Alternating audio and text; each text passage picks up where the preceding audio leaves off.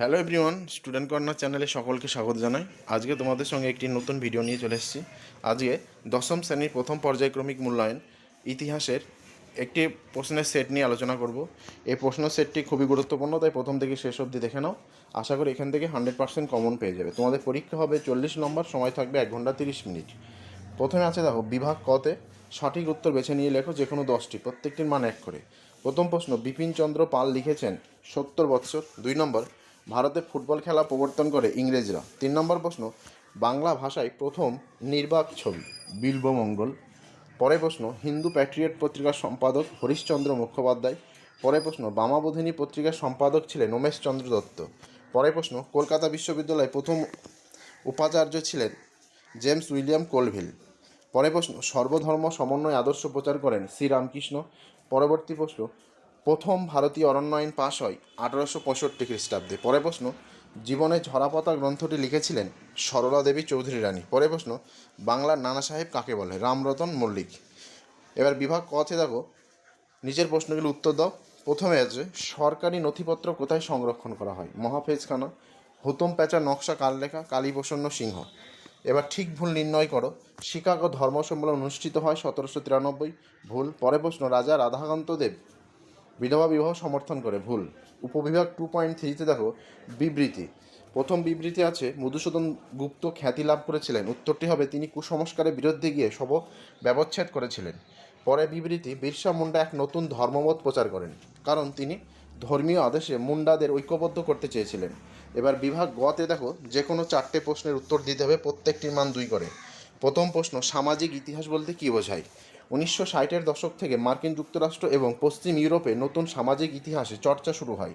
প্রত্নতাত্ত্বিক উপাদান, সরকারি নথিপত্র প্রভৃতি প্রথাগত ইতিহাসের উপাদানের পাশাপাশি অপেক্ষাকৃত কম ও গুরুত্বপূর্ণ ও অপ্রচলিত উপাদান, যেমন লোককথা, ব্যক্তিগত ডায়েরি প্রভৃতির অনুসন্ধান করে তোলা থেকে ইতিহাস পদ্ধতির এই ইতিহাস রচনা।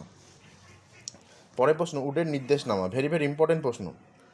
1854 খ্রিস্টাব্দে 19 জুলাই বোর্ড অব কন্ট্রোলের সভাপতি স্যার চার্লস উড শিক্ষা সংক্রান্ত যে পরিকল্পনা সুপারিশ পেশ করেন তা উডের নির্দেশনামা নামে পরিচিত।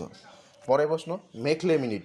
1813 খ্রিস্টাব্দে সনদ আইন অনুযায়ী ভারতীয়দের শিক্ষার জন্য বার্ষিক 1 লক্ষ টাকা ব্যয়ের নির্দেশ দেওয়া হয়, কিন্তু এই টাকা প্রাচ্য না পাশ্চাত্য শিক্ষা খাতে ব্যয়িত হবে, এই নিয়ে প্রাচ্যবাদী ও পাশ্চাত্যবাদীদের মধ্যে তুমুল মতানৈক্য দেখা দেয়।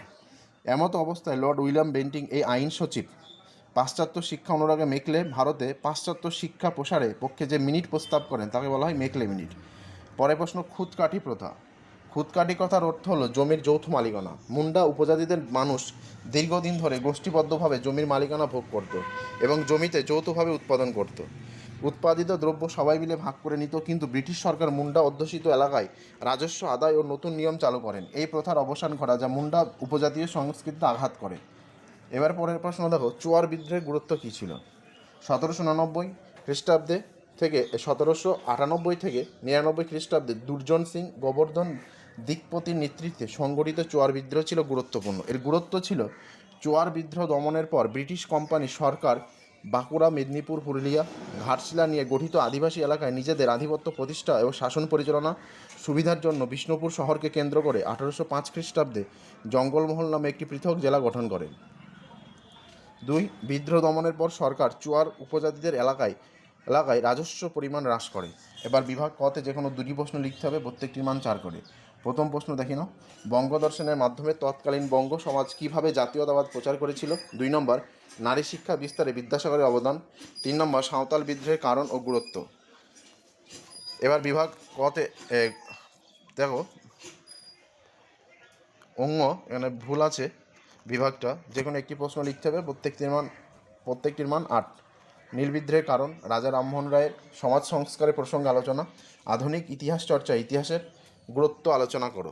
আজকে ভিডিও এ পর্যন্ত। আর যেসব প্রশ্নের উত্তর দেওয়া নেই, যদি উত্তর দরকার পড়ে নির্দ্বিধায় কমেন্ট করো, আমি উত্তর তোমাদের PDF করে পাঠিয়ে দেবো। আজকে ভিডিও এ পর্যন্ত। ভিডিওটি ভালো লেগে থাকলে অবশ্যই লাইক, কমেন্ট, শেয়ার করবে, আর চ্যানেলে নতুন হয়ে থাকলে অবশ্যই চ্যানেলটি সাবস্ক্রাইব করবে। ধন্যবাদ। পরবর্তী কোনো একটি নতুন ভিডিওতে